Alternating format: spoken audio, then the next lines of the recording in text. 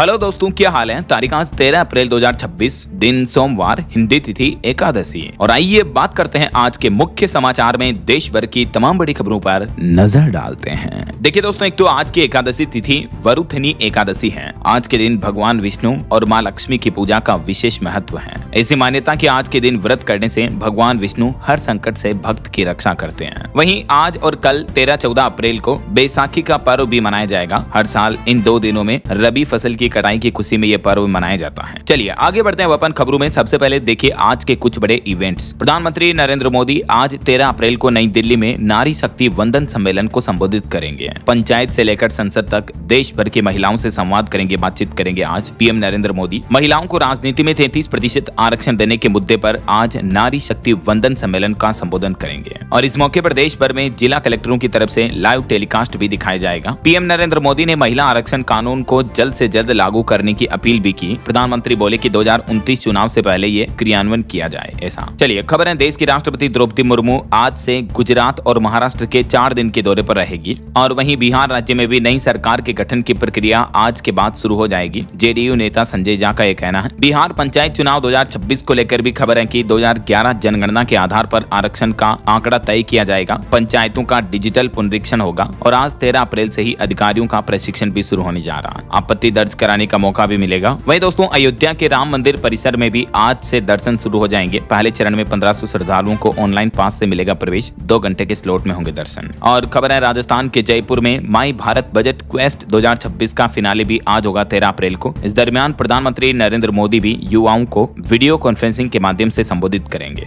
और खबर है, डीएमआरसी यानी दिल्ली मेट्रो कॉर्पोरेशन लिमिटेड भी मेट्रो यात्रियों को 13 अप्रैल से अगले महीने की 10 तारीख तक ऑनलाइन ग्राहक संतुष्टि सर्वेक्षण आयोजित करेगा। यानी दिल्ली मेट्रो में ग्राहकों को अगर कोई भी दिक्कत है तो आप इस सर्वेक्षण का हिस्सा बन सकते हैं ऐसा। चलिए अगला अपडेट देखिए। उत्तर प्रदेश में टीईटी के खिलाफ आज 13 अप्रैल को यूपी में मसाल जुलूस निकालेंगे सरकारी शिक्षक टीचर। सरकार से पुरानी व्यवस्था बहाल करने की मांग की है। वहीं उत्तर प्रदेश में आज रोजगार मेला भी लगने जा रहा। 200 कंपनियों में 25,000 से भी ज्यादा युवाओं के लिए नौकरी का मौका होगा। 13 अप्रैल को लगेगा वृहद रोजगार मेला, जिसका उद्घाटन खुद मुख्यमंत्री योगी आदित्यनाथ करने जा रहे हैं। यूपी के मुजफ्फरनगर में ये कौशल विकास मिशन के तहत रोजगार मेले का आयोजन होने जा रहा। पहले 9 तारीख को आने वाले थे, लेकिन अब 13 अप्रैल को मुख्यमंत्री का दौरा होगा ये मुजफ्फरनगर का। और यहाँ भी रोजगार मेले में 5,000 से ज्यादा युवाओं को नौकरी का अवसर मिलेगा। 150 कंपनियां शामिल होगी। बाकी अन्य जिलों में भी रोजगार मेले आयोजित किए जाएंगे। मुख्यमंत्री योगी आदित्यनाथ सरकार की तरफ से ये घोषणा की गई है। अच्छा, युवाओं के लिए नौकरी पर एक और अच्छी खबर है। बिहार के गया में भी आज रोजगार मेले का बड़ा मौका होगा। 13 अप्रैल को जॉब कैंप लगेगा। 225 पदों पर बहाली होगी। 17,500 तक सैलरी भी मिलेगी। और मोबाइल फोन लॉन्चिंग पर भी खबर है दोस्तों। Redmi A7 Pro 5G smartphone आज भारत में लॉन्च हो जाएगा। वहीं पंजाब की महिलाओं, माताओं, बहनों को भगवंत मान सरकार आज से बड़ा तोहफा देने जा रही है। 13 अप्रैल से शुरू होगा मामा धिया सत्कार योजना का रजिस्ट्रेशन भी है। इस योजना के तहत महिलाओं को हर महीने 1,000 से 1,500 रुपए दिए जाएंगे। और भारतीय रेलवे ने बड़ा फैसला लिया। 13 अप्रैल से कई रेल गाड़ियां जो है वो नए नंबरों के साथ दौड़ेगी। तो आप रेलवे के नए शेड्यूल को चेक कर लें।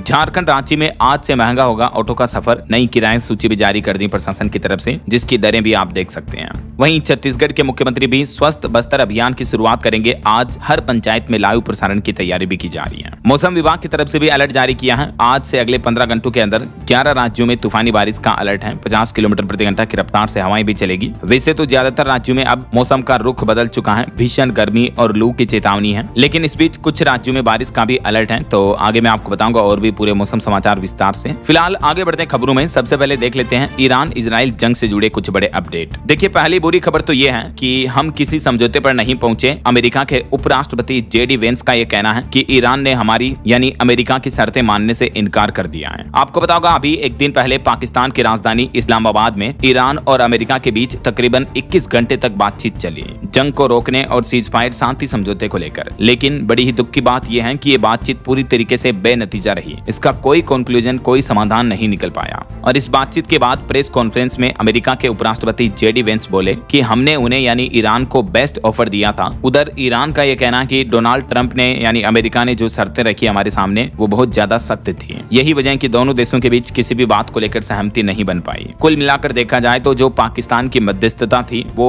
कुछ भी काम नहीं आई। पाकिस्तान में बातचीत उल्टा और बिगड़ गई और अब तो रिपोर्ट आ रही कि ये युद्ध और भयंकर हो सकता है। इधर इस बातचीत के बाद अमेरिका ने कहा कि होर्मुज रूट से गुजरने वाले जहाजों की अब हम नाकाबंदी करेंगे। अमेरिका बोला कि ईरान को अगर टोल दिया तो रास्ता नहीं मिलेगा। उधर ईरान का कहना कि हमें टोल देना ही पड़ेगा। तो होर्मुज रूट पर पर भी अब अमेरिका हक जमाना चाहता है, लेकिन ईरान वहां से टोल टैक्स वसूलना चाहता है। इस बीच एक रिपोर्ट सामने आ रही कि ईरान अमेरिका के बीच जो पाकिस्तान में बातचीत बेनतीजा रही, इसका दबाव आज भारतीय शेयर बाजार पर भी देखने को मिल सकता है। इस शांति वार्तालाप के विफल होने के चलते आज सोमवार को शेयर बाजार में भारी गिरावट देखने को मिल सकती है, तो निवेशक जरा सावधान रहें। हालांकि पिछले सप्ताह सीजफायर की घोषणा के बाद इंडियन स्टॉक मार्केट में अच्छी तेजी देखने को मिली, जिस वजह से भारत की टॉप 10 कंपनियों में से 8 की वैल्यू 4 लाख करोड़ रुपए से भी ज्यादा बढ़ी है। इधर इस बातचीत के विफल होने के बाद अब अमेरिकी राष्ट्रपति डोनाल्ड ट्रंप ने ईरान को खुली चेतावनी दी। ट्रंप ने सोशल मीडिया प्लेटफॉर्म ट्रुथ पर लिखा, यूनाइटेड स्टेट्स नेवी जो दुनिया में सबसे बेहतरीन है। ट्रंप बोले कि नरक में बदल जाएगा ईरान। ट्रंप ने होर्मुज रूट पर नाकाबंदी का भी ऐलान कर दिया। ट्रंप का कहना है कि होर्मुज रूट पर अब हमारा कब्जा होगा। अब यहाँ से किसी भी जहाज को हम हमारी अनुमति के बिना आने जाने नहीं देंगे। इतने दिन तो ईरान यहाँ इस होर्मुज रूट पर जहाजों को रोक रहा था। अब ट्रंप ने कहा कि टोल देकर होर्मुज से गुजरने वाले जहाजों को हम रोकेंगे। ये ईरान अमेरिका के बीच पाकिस्तान में वार्तालाप विफल होने पर अब अमेरिकी राष्ट्रपति डोनाल्ड ट्रंप सीधा सीधा भड़क गए। उन्होंने होर्मुज रूट पर नाकाबंदी करने का ऐलान कर दिया। ट्रंप ने कहा कि ईरान ने पहले होर्मुज खोलने का वादा किया था जब सीजफायर का समझौता हुआ तो, लेकिन जानबूझकर उसने समझौता तोड़ा, जिससे दुनिया भर में आर्थिक अस्थिरता और संकट की स्थिति पैदा हो गई है। तो यह कदम अंतर्राष्ट्रीय ऊर्जा आपूर्ति के लिए एक बड़ा खतरा बन चुका है। यही वजह है कि होर्मुज पर अब हमारा कब्जा रहेगा, हमारी नाकाबंदी रहेगी ऐसा। और इस बीच अगली बड़ी खबर आ रही है कि पाकिस्तान को भी 46,500 करोड़ की मदद देंगे सऊदी और कतर, और इन पैसों से यूएई का 29,000 करोड़ का जो कर्ज है पाकिस्तान पर लोन है वो चुकाएगा, क्योंकि अभी पाकिस्तान के पास इन पैसों को लौटाने के लिए सिर्फ 11 दिन ही बचे हैं। तो अब सऊदी और कतर पाकिस्तान को मदद कर सकते हैं, ये भी मीडिया रिपोर्ट्स आ रही है ऐसा। और एक रिपोर्ट ये भी सामने आ रही है कि अमेरिका और ईरान के बीच भले ही बातचीत नहीं बनी है, लेकिन स्ट्रेट ऑफ होर्मुज से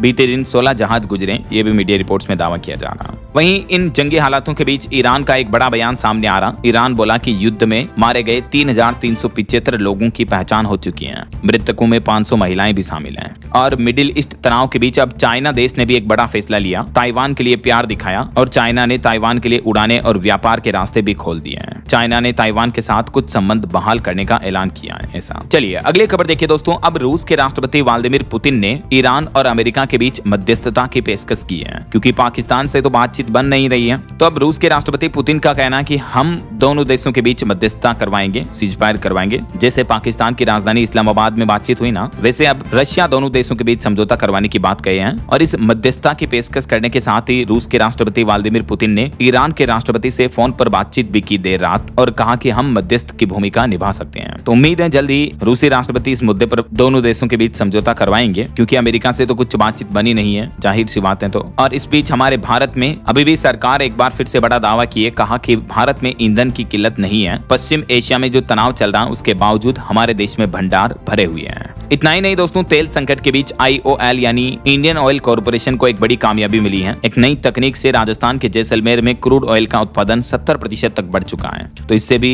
राहत रहेगी। इन संकट के दिनों में देश में कच्चे तेल क्रूड ऑयल की कमी नहीं रहेगी ऐसा, है ना। तो ये फिलहाल ईरान इजराइल जंग का माहौल चल रहा है। हर रोज दोस्तों इन युद्ध के हालातों पर क्या दिन भर के बड़े अपडेट्स रहते हैं, मैं आपको DLS न्यूज चैनल पर डेली के डेली अपडेट्स बता देता हूँ। आप चैनल पर जाकर विजिट करना। डेली दिन में आपको ईरान इजराइल जंग से जुड़ी 10 बड़ी खबरें मिल जाती हैं, ठीक है ना। तो ये वीडियो देख लिया करो। और तभी तो मैं आपको रोजाना कहता रहता हूँ कि अगर आप अभी तक भी DLS न्यूज चैनल से जुड़े नहीं हो तो जुड़ जाइए। चैनल को सब्सक्राइब करके बेल आइकन जरूर दबा देना और इस वीडियो पर एक लाइक और शेयर भी कर देना, ताकि आपको रोजाना की ताजा खबरें, महत्वपूर्ण मुख्य समाचार, सरकार के नए नियम, नई सरकारी योजनाओं की जानकारी या सरकार की तरफ से जब भी कोई बड़ी घोषणा की जाती है, कोई नया नियम लाया जाता है, कोई नई स्कीम लाई जाती है, तो सबसे पहले अपडेट आपको इसी चैनल DLS न्यूज पर मिल जाते हैं। सरकारी न्यूज तो कोई भी हो, सबसे पहले आपको इस चैनल पर मिल जाती है। इसलिए तो कहता हूँ जुड़ा रहा करो, चैनल को सब्सक्राइब करके बेल आइकन दबा दिया करो, ठीक है ना। और अभी आप कहोगे कि यार DLS भाई कितना बोलोगे सब्सक्राइब के लिए, तो अगर आपने पहले से ही कर रखा है तो दिल से really from my bottom of heart आपका ढेर सारा शुक्रिया, थैंक यू सो मच। और ये मैं रेगुलर बोलता हूँ सब्सक्राइब के लिए दोस्तों, क्योंकि कई सारे जो नए यूजर्स आते हैं, नई ऑडियंस आती है जो पहली बार वीडियो देख रहे होते हैं, तो उनको बोलना पड़ता है यार, आपको तो पता ही है। अब मैं कोई लाइक शेयर सब्सक्राइब की बोल के आपकी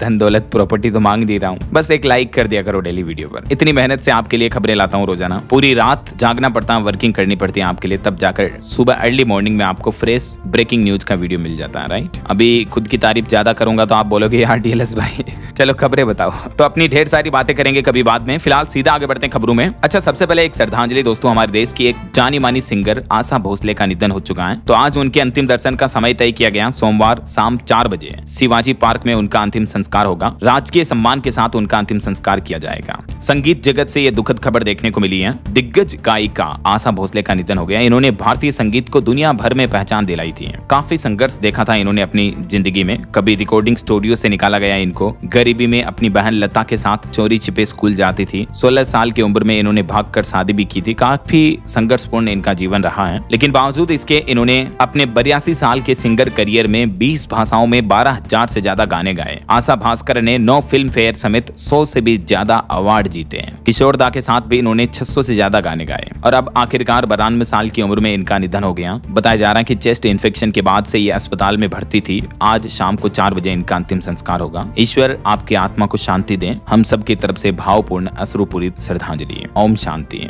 चलिए आगे बढ़ते हैं अपन खबरों में। देखिए आप अगला अपडेट। पहली बार असंगठित निर्माण क्षेत्र का विश्लेषण किया गया, जिसमें रिपोर्ट्स में डेटा सामने आ रहे हैं कि करीब 1 करोड़ परिवारों ने हमारे देश में घर खुद बनाए हैं। 75% मकान गांव में बने हैं। सांख्यिकी एवं कार्यक्रम कार्यान्वयन मंत्रालय ने ये एक तकनीकी रिपोर्ट जारी की है। और ऑटो इंडस्ट्री से एक रिपोर्ट सामने आ रही है कि जो खाड़ी देशों में मिडिल ईस्ट में संकट चल रहा है, इसका असर कारों पर भी देखने को मिल रहा है। जो रईस ग्राहक हैं, अमीर लोग बाग हैं, वो महंगी कारें खरीदने को टाल रहे हैं अभी इन युद्ध के हालातों में। क्योंकि डेटा देखिए कि पिछले वित्त वर्ष 2025-26 में कारों की बिक्री लगभग 47 लाख रही, लेकिन लग्जरी कारों की हिस्सेदारी इसमें 1% से भी कम रही है। यानी अमीर लोग कम कारें खरीद रहे हैं, ऐसा मिडिल क्लास और गरीब ज्यादा खरीद रहे हैं। चलिए अगला अपडेट देखिए। अमरनाथ यात्रा 3 जुलाई से शुरू होगी इस साल। 57 दिन तक चलेगी। 28 अगस्त को खत्म होगी और 15 अप्रैल से इसके रजिस्ट्रेशन भी शुरू हो जाएंगे। इस बार अमरनाथ यात्रा के ये 2 रूट रहेंगे, देख सकते हैं आप। और वहीं खबर देखिए दोस्तों, उत्तराखंड देहरादून से उत्तर प्रदेश की राजधानी लखनऊ आ रही वंदे भारत एक्सप्रेस ट्रेन पर पथराव की घटना देखने को मिली। बोगी C8 की खिड़की का कांच टूटा, यात्रियों ने शिकायत भी दर्ज कराई। वहीं खबर है, प्रधानमंत्री नरेंद्र मोदी ने पश्चिम बंगाल में जनसभा को संबोधित करते हुए कहा कि टीएमसी ने मदरसों के लिए 6000 करोड़ रुपए दिए, लेकिन अब 15 सालों का हिसाब देना होगा। बंगाल के सिलीगुड़ी में जनसभा उनकी नींद उड़ा देगी।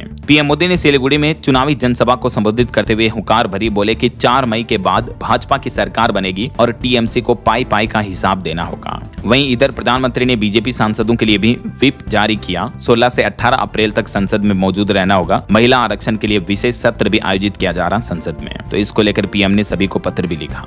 और पॉलिटिक्स से एक और खबर है। कांग्रेस बोली कि सरकार जाति जनगणना को ठंडे बस्ते में डालना चाहती है। कांग्रेस महासचिव जयराम रमेश ने कहा कि महिला आरक्षण में बदलाव से देश को गुमराह किया जा रहा है। और खबर है दोस्तों, पश्चिम बंगाल में भी एसआईआर मुद्दे को लेकर अब सुप्रीम कोर्ट में आज सुनवाई होनी है, क्योंकि चुनाव आयोग के एसआईआर वेरिफिकेशन के बाद वोटर लिस्ट से लगभग 91 लाख लोगों के नाम कट गए हैं पश्चिम बंगाल में। तो बंगाल में 23 अप्रैल को पहले चरण की वोटिंग होनी है। इससे पहले आज एसआईआर मुद्दे पर सुप्रीम कोर्ट में भी सुनवाई होगी, ऐसा। और खबर है, आरएसएस प्रमुख मोहन भागवत बोले कि हिंदू समाज में एकता की कमी है, ये बार बार गुलामी की बड़ी वजह है। हेड गेवार ने एकता और आजादी के लिए आरएसएस बनाया था। तो ये कुछ पॉलिटिक्स का माहौल चल रहा है। और चलिए अगली खबर देखिए। ऑटो इंडस्ट्री से खबर आ रही कि मारुति सुजुकी ने इलेक्ट्रिक व्हीकल पर बड़ा प्लान बनाया। साल 2031 तक 4 नए इलेक्ट्रिक वाहन लॉन्च करेगी। देश की सबसे बड़ी कार कंपनियों में से एक मारुति सुजुकी है। और खबर देखिए दोस्तों, हमारे देश भारत में करीब 2.5 करोड़ यूट्यूब चैनल्स हैं, जिसमें 30 लाख ही प्रोफेशनल चैनल हैं, लेकिन कई चैनल गलत सलाह या कॉपी पेस्ट वाला कंटेंट भी फैला रहे हैं। यूट्यूब की तरफ से ऑफिशियली ये रिपोर्ट जारी की गई।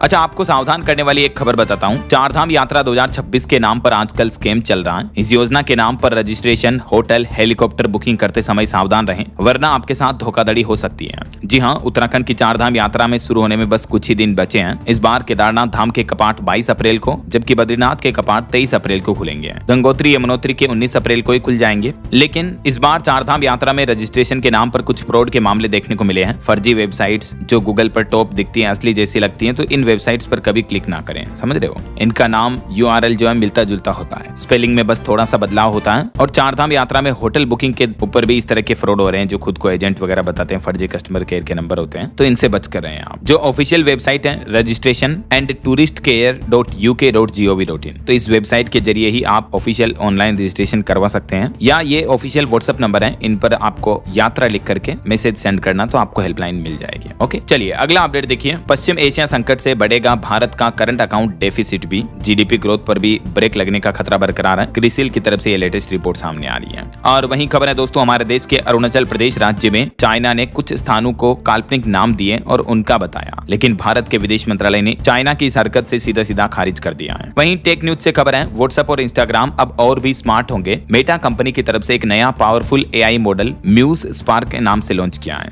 और हाईकोर्ट के कुछ बड़े फैसले देखिए। राजस्थान हाईकोर्ट ने कहा कि मौलिक अधिकारों का हनन है किसी का हुक्का पानी बंद करना। हाई कोर्ट ने खाप पंचायतों के फैसलों को असंवैधानिक बताया और खाप पंचायतों द्वारा सुनाए जाने वाले फैसलों को गैर कानूनी बताते हुए ये महत्वपूर्ण टिप्पणी भी की है। और दिल्ली हाई कोर्ट का भी एक बड़ा फैसला देखिए कि पिता के नाम के बिना भी एक नाबालिग बेटी का पासपोर्ट जारी होगा। एक केस पर सुनवाई करते हुए हाई कोर्ट ने यह फैसला सुनाया जिसमें बेटी का उस पिता से कोई संबंध नहीं रखना चाहती तो जरूरी नहीं कि पासपोर्ट में उसके पिता का नाम हो तभी पासपोर्ट बनेगा। ऐसा हाई कोर्ट ने कहा कि बिना पिता के नाम भी नाबालिग बेटी का पासपोर्ट जारी किया जाएगा। और अभी एक दिन पहले जो बड़ी दुर्घटना हुई थी बिहार के कटिहार में, इस पर भी खबर आ रही कि 100 की स्पीड में बस ने एक पिकअप को उड़ाया जिसमें 13 लोगों की मौतें हो गई, मरने वालों की संख्या और बढ़ गई। बिहार के कटिहार में सड़क पर मानो लाशें बिखर गई, बाइक सवार को रौंद कर भाग रहा था बस ड्राइवर। बीती देर रात ये बड़ा हादसा हुआ। चलिए कुछ इंटरनेशनल न्यूज अपडेट देखिए दोस्तों। तुर्की में नेतन्याहू समेत 35 लोगों पर केस दर्ज हुआ, 4600 साल तक जेल की सजा की मांग की गई। वहीं खबर है पाकिस्तान के आसिम मुनीर ईरान और अमेरिकी डेलीगेशन से अलग अलग ड्रेस में मिले, ईरान के सामने मिलिट्री यूनिफॉर्म जबकि यूएस के लिए सूट और एक्सपर्ट्स बोले कि ये सोचा समझा मैसेज है। और अमेरिका का एक बड़ा फैसला देखिए, अमेरिका के 60 मेडिकल संस्थानों में पाक कला कोर्स में सिर्फ डाइट नहीं बदलेंगे डॉक्टर, खाना बनाने का तरीका बताकर भी बीमारी दूर करेंगे। टफ्ट्स यूनिवर्सिटी में जारी इस कोर्स के तहत। वहीं अमेरिका में कार्डियोलॉजी कॉलेज ने कोलेस्ट्रॉल पर भी नई गाइडलाइन जारी की। अब 19 साल की उम्र से कोलेस्ट्रॉल टेस्ट करवाने से और समय पर अलर्ट मिलने से दिल हार्ट लंबे समय तक सलामत रहेगा। और बड़ी खबर देखिए, नाइजीरिया वायुसेना ने अपने ही लोगों को निशाना बनाया। तकरीबन नाइजीरिया के 200 नागरिकों की मौत हो गई खुद नाइजीरियाई की वायुसेना के चलते हैं, क्योंकि वो आतंकियों के विमान का पीछा कर रहे थे। इस बीच वहां की वायुसेना ने जो फायरिंग की, धमाके बरसाए, इससे खुद उन्हीं के देश के ही नागरिक सिविलियन मारे गए। और इन युद्ध के हालातों के बीच हमारे देश के रक्षा मंत्री राजनाथ सिंह बोले कि अमेरिका ईरान युद्ध एक दुनिया के लिए बड़ा संकट है, लेकिन भारत में दिक्कतों के बावजूद भी नहीं बढ़ेगी पेट्रोल और गैस की कीमतें। तो ये सरकार की तरफ से एक बार फिर से देशवासियों के लिए राहत भरा बयान जारी किया गया। बहरहाल अभी तो अपन कुछ और महत्वपूर्ण और काम की खबरें देखेंगे दोस्तों, लेकिन फिलहाल वक्त तो चला है आज के ताजा मौसम समाचार जानने का। अच्छा, सब्सक्राइब वगैरह की तो आज मैंने आपको पहले ही बोल दिया, तो अभी वापस नहीं बोलूंगा, सीधा आगे बढ़ते हैं मौसम अपडेट में। तो देखिए दोस्तों, अब मौसम विभाग की चेतावनी है कि चिलचिलाती गर्मी आने वाली है, जिसका सबसे पहले असर राजस्थान में दिखेगा। मौसम विभाग ने यह भी सलाह दी है कि दोपहर के समय घर से बाहर ना निकलें और गर्मियों में खूब पानी पिएं, क्योंकि देश के उत्तरी भारत के राज्यों और मध्य भारत में खास करके तेजी से तापमान अब बढ़ने वाला है। देखिए, राजस्थान, मध्य प्रदेश, उत्तर प्रदेश समेत देश के 16 से भी ज्यादा राज्यों में आज से ही अब गर्मी बढ़ेगी। हालांकि हिमाचल, मनाली वगैरह में बर्फबारी चल रही है, लेकिन राजस्थान में तो तापमान बढ़ने लगे हैं। अब बारिश का दौर खत्म हुआ। जयपुर, कोटा, उदयपुर में गर्मी बढ़ी। बाड़मेर जो कि रेगिस्तानी इलाकों में आता है, इसका तापमान तो 39 डिग्री सेल्सियस से ऊपर दर्ज हुआ। अगले 3-4 दिन में राजस्थान में गर्मी और तेज होगी। इधर मध्य प्रदेश में भी 4 डिग्री तक तापमान बढ़ा। रतलाम में 40 डिग्री के पार पहुंच चुका है। इंदौर, भोपाल, उज्जैन संभाग में भी सबसे ज्यादा असर दिखेगा। तो अब भयंकर गर्मी पड़ने वाली है। यूपी में भी भीषण गर्मी पड़ेगी। आज भी उत्तर प्रदेश का तापमान 40 डिग्री के पार चल रहा। तेज धूप के साथ धूल भरी हवाएं भी चलेगी। और उत्तर प्रदेश में भी अगले 2 सप्ताह बारिश के आसार नहीं रहेंगे। और वहीं दोस्तों, झारखंड में भी गर्मी बढ़ेगी। 6 डिग्री तक चढ़ेगा पारा। 16-17 अप्रैल को 13 जिलों में लू चलेगी। 36 डिग्री तक तापमान और बढ़ सकता है। ऐसा हरियाणा में भी आज रात से एक नया पश्चिमी विक्षोभ सक्रिय होगा। इसके चलते हरियाणा के करनाल में तो बीते दिन भी ओले गिरे। हालांकि दिन में हल्की गर्मी बढ़ेगी, लेकिन आज से 2 दिन हरियाणा के कई जिलों में बादल छाए रहेंगे। बाकी अगले 2 दिन मौसम कैसा रहेगा, तो उत्तर प्रदेश, मध्य प्रदेश, राजस्थान, हरियाणा, पंजाब, उत्तराखंड समेत कई जिलों में तापमान बढ़ना शुरू हो जाएगा। अब मौसम साफ रहेगा। ज्यादातर राज्यों में गर्मी बढ़ेगी। ऐसा बारिश की चेतावनी नहीं है। तेज बारिश का अलर्ट सिर्फ कर्नाटक राज्य में है अभी। बाकी कुछ राज्यों में आंधी तूफान चलेगा, लेकिन ज्यादातर राज्यों में गर्मी और उमस देखने को मिलेगी। ऐसा वैसे आप कौन से राज्य में, कौन से जिले में रहते हैं, कमेंट करके बताइएगा। मैं आपके हर एक यूजर का कमेंट देखता हूं, ताकि मैं आपके राज्य के समाचार, आपके राज्य की न्यूज बुलेटिन, राज्य सरकार की तरफ से कोई घोषणाएं होती हैं तो भी आपके मोबाइल तक पहुंचा दूंगा। ठीक है ना। चलिए फिलहाल आगे बढ़ते हैं खबरों में। देखिए, मार्केट अपडेट से खबर है, BSE, NSE बड़ा एक्शन लेने जा रही है। ओला समेत 75 शेयरों पर अब सख्त नजर रहेगी। आज 13 अप्रैल से ही इंडियन स्टॉक मार्केट में ट्रेडिंग के भी कुछ नियम बदलने जा रहे हैं। अच्छा, निवेशकों के लिए भी खबर है, 13 अप्रैल से शुरू होने वाले इस सप्ताह में 2 नए पब्लिक इश्यू यानी IPO भी खुलने जा रहे हैं और 3 कंपनियों की लिस्टिंग भी होगी मार्केट में। ऐसा चलिए अगली खबर देखिए, मोबाइल फोन लॉन्चिंग पर खबर है। AI प्लस नोवा 2 अल्ट्रा स्मार्टफोन भारत में लॉन्च हुआ, जिसकी शुरुआती कीमत 17,000 रुपए के लगभग है और एक 9,000 रुपए वाला कंपनी ने नया नोवा 2 मॉडल भी पेश किया है। वहीं खबर है, राजधानी दिल्ली में अब इलेक्ट्रिक व्हीकल खरीदने पर 1 लाख रुपए तक की सब्सिडी मिलेगी और साल 2028 से ही दिल्ली में पेट्रोल वाले 2 व्हीलर भी नहीं बिकेंगे। वहीं 30 लाख रुपए तक की इलेक्ट्रिक कार खरीदने पर भी अब उसका रजिस्ट्रेशन बिल्कुल फ्री होगा, कोई टैक्स वगैरह नहीं देना पड़ेगा। दिल्ली की रेखा गुप्ता सरकार की तरफ से बीते दिन ही प्रदूषण को कम करने के लिए नई EV पॉलिसी का ड्राफ्ट जारी किया। मैंने आपको बताया था अपडेट भी इसके बारे में डिटेल जानकारी।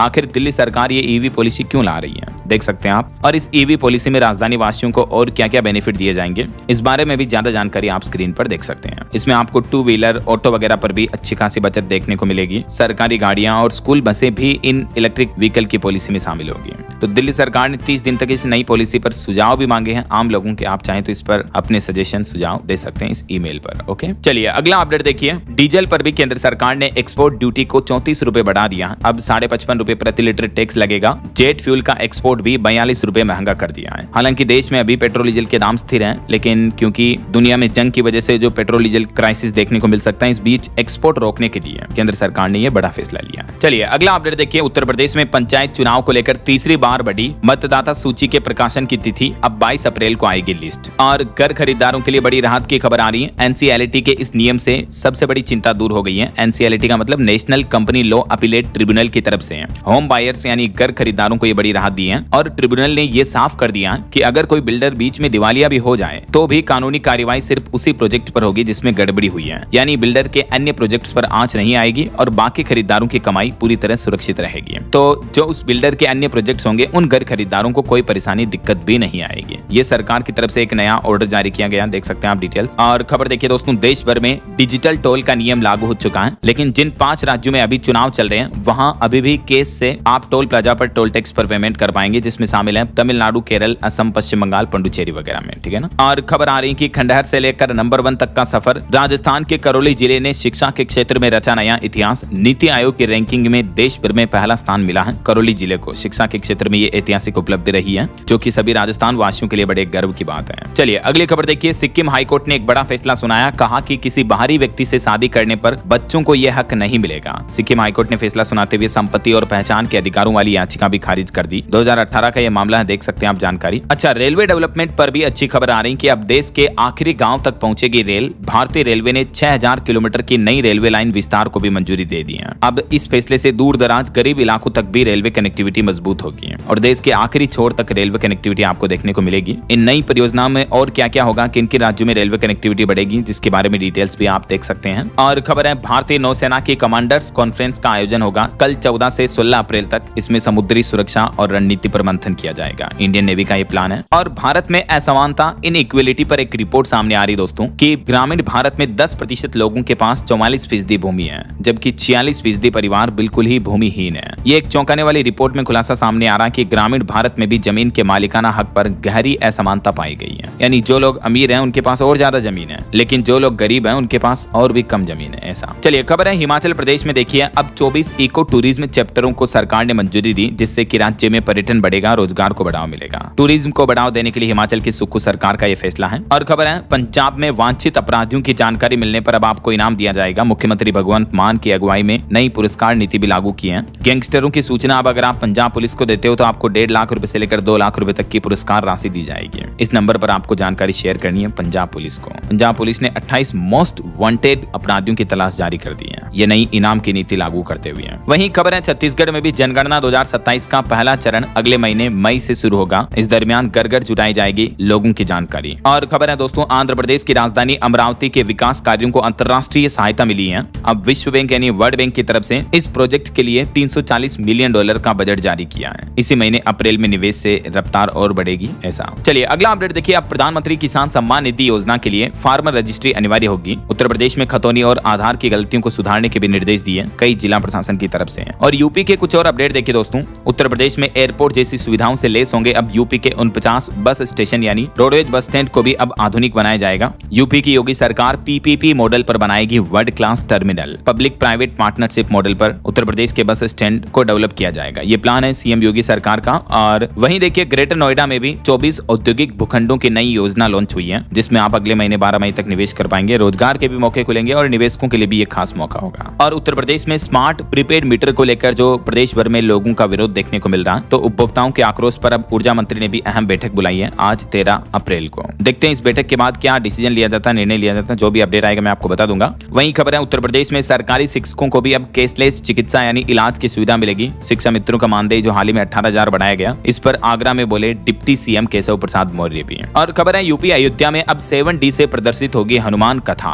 आईआईटी चेन्नई के इंजीनियरों ने एक खास तकनीक तैयार की है, जिससे आपको जैसे 3D टेक्नोलॉजी होती है ना, वैसे 7D टेक्नोलॉजी में हनुमान गाथा देखने को मिलेगी। ऐसा है ना। चलिए अगला अपडेट देखिए। भारत के लिए खुशखबरी है। ब्रिटेन के साथ अगले महीने लागू होगा फ्री ट्रेड एग्रीमेंट। युद्ध के हालातों के बीच भारत की जीडीपी ग्रोथ रेट और इंटरनेशनल अलायंस पर यह अच्छी खबर आई है। इस ट्रेड एग्रीमेंट के बाद 99% एक्सपोर्ट पर 0 शुल्क लगेगा। ये Bharat Britain FTA free trade agreement के बाद। वहीं खबर है बिहार के खिलाड़ियों को भी बड़ी सौगात मिलने वाली है। स्पोर्ट्स साइंस सेंटर का निर्माण होगा, स्टेडियम में लगेगी अंतर्राष्ट्रीय स्तर की घास भी है। 10 से 15 करोड़ की लागत से बिहार में यहाँ यह नया स्टेडियम बनाया जा रहा है। वही देखिए बिहार की राजधानी पटना में 15,000 करोड़ का 150 किलोमीटर रिंग रोड भी बनाया जाएगा। एक्सेस कंट्रोल से हादसों पर ब्रेक लगेगा, मंत्री की तरफ से इसकी खासियत भी बताई गई। और खबर है दोस्तों उड़ीसा के केंदुझर में मुख्यमंत्री मोहन चरण मांझी ने बड़ा ऐलान किया, खनन धातु विज्ञान के क्षेत्र में स्थापित होगा उत्कृष्टता का केंद्र भी है। और उड़ीसा में पंचायत चुनाव के लिए आरक्षण की प्रक्रिया भी शुरू हो चुकी है। 29 अप्रैल तक जारी होगी अंतिम सूची भी। और उत्तराखंड के केदारनाथ हेली टिकट बुकिंग अब 15 अप्रैल से शुरू होगी। IRCTC के पोर्टल या वेब ऐप के माध्यम से आप रजिस्ट्रेशन कर सकते हैं। ओके, और खेल समाचार पर खबर देखिए, मुंबई लगातार तीसरा IPL मैच हारी, बंगलुरु ने 18 रन से हराया। सोल्ट, कोहली और पाटीदार की 50 भी देखने को मिली है। वहीं दोस्तों IPL मैच में गिल ने कोहली का भी रिकॉर्ड तोड़ दिया। 4000 IPL रन बनाने वाले यंगेस्ट इंडियन प्लेयर बन चुके हैं ये। Many congrats. चलिए कुछ और स्टेट न्यूज अपडेट देख लेते हैं फटाफट से। देखिए इसी महीने अप्रैल से जुलाई तक चलेगी 11 समर स्पेशल ट्रेनें। महाराष्ट्र, बिहार, साउथ जाने वाले यात्रियों को राहत मिलेगी। 20 से ज्यादा बड़े स्टेशनों पर स्टॉपेज भी रहेगा। छत्तीसगढ़ से ये ट्रेनें चलेगी, रेलवे की तरफ से फैसला लिया गया है। और खबर है कि बिहार में अगला मुख्यमंत्री कौन होगा, इस बात का ऐलान केंद्रीय मंत्री शिवराज सिंह चौहान करेंगे। 14 अप्रैल को कल नीतीश कैबिनेट की आखिरी मीटिंग होनी है और इसी दिन मुख्यमंत्री अपने पद से इस्तीफा भी दे सकते हैं। और बिहार में बिजली बिल के आधार पर होगा संपत्तियों का सर्वे भी। ऑनलाइन सेल्फ असेसमेंट की प्रक्रिया शुरू हुई। 30 जून तक प्रॉपर्टी टैक्स जमा करने पर 5% तक की छूट भी दी जाएगी। वहीं खबर है हिमाचल प्रदेश में मछलियों के लिए MSP तय हुआ। 100 रुपए प्रति किलोग्राम का रेट तय हुआ। तालाबों की रॉयल्टी घटाकर मात्र 1% की जाएगी। हिमाचल की सुक्कू सरकार की तरफ से मछुआरों को यह बड़ी राहत दी गई है। और खबर है दोस्तों हिमाचल प्रदेश विश्वविद्यालय के खिलाफ प्रदर्शन करेंगे स्टूडेंट। SFI ने दिया अल्टीमेटम, पूरे प्रदेश में होगा आंदोलन। 25% तक की पाठ्यक्रम फीस बढ़ोतरी को वापस लेने की मांग की है स्टूडेंट ने। वहीं देखिए उत्तराखंड राज्य में देश का पहला वेरिएबल स्पीड PSP प्लांट तैयार हुआ। प्रधानमंत्री नरेंद्र मोदी कल 14 अप्रैल को टिहरी से 1000 मेगावाट के पावर प्लांट की सौगात भी देंगे।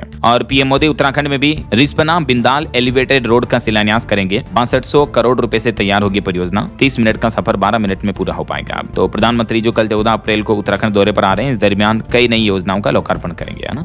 चलिए एजुकेशन पर खबर आ रही है। CRPF में कांस्टेबल की 9175 पदों पर वैकेंसी निकली हुई है। मध्य प्रदेश में भी पुलिस में 10वीं पास के लिए रिक्रूटमेंट चल रही है। कुल मिलाकर ये जो बीता पूरा सप्ताह रहा, इसमें लगभग 16,500 नौकरियां निकली हैं। तो कुछ अलग अलग गवर्नमेंट जॉब्स के बारे में डिटेल्स भी आप देख सकते हैं स्क्रीन पर, थोड़ा सा वीडियो को पॉज करके। वहीं खबर है कि पहली बार इसी महीने अप्रैल में CBSE अपने 10वीं और 12वीं दोनों बोर्ड एग्जाम का रिजल्ट जारी कर देगा। 10वीं के छात्रों को मिलेगा स्कोर सुधारने का दूसरा मौका भी, क्योंकि फिर अगले महीने मई में दूसरी परीक्षा होनी है। तो CBSE के 10वीं 12वीं के एग्जाम इस बार जो 10वीं 12वीं के रिजल्ट जो हैं वो 20 से 25 अप्रैल के बीच घोषित किए जा सकते हैं ऐसा। और हरियाणा में भी 5500 पुलिस कांस्टेबल की भर्ती निकली हुई है, जिसमें परसों 15 अप्रैल से ही फिजिकल टेस्ट वगैरह होंगे। ओके, तो ये तो एजुकेशनल अपडेट्स रहे। और अंत में दोस्तों आज के राशिफल पर नजर डाल लेते हैं। तो देखिए तुला राशि वालों को नौकरी में अहम पद मिल सकता है। सिंह और धनु राशि वालों को नई उपलब्धि मिलने के भी योग हैं। और भी कुछ अलग अलग राशियों का राशिफल आप देख सकते हैं स्क्रीन पर। और हाँ दोस्तों, आप मुझे कमेंट करके बताइए कि भारत के किस राज्य को मसालों का बगीचा कहा जाता है। जीके क्विज है, कमेंट करके बताइए। सही जवाब देने वाले लोगों को रैंडमली सेलेक्ट होने पर DLS न्यूज टीम की तरफ से शानदार सरप्राइज गिफ्ट जीतने का मौका मिलेगा। और इसी के साथ ही अगर आपको वीडियो अच्छा लगा तो इसे लाइक करना, शेयर भी करना। DLS न्यूज चैनल को सब्सक्राइब करके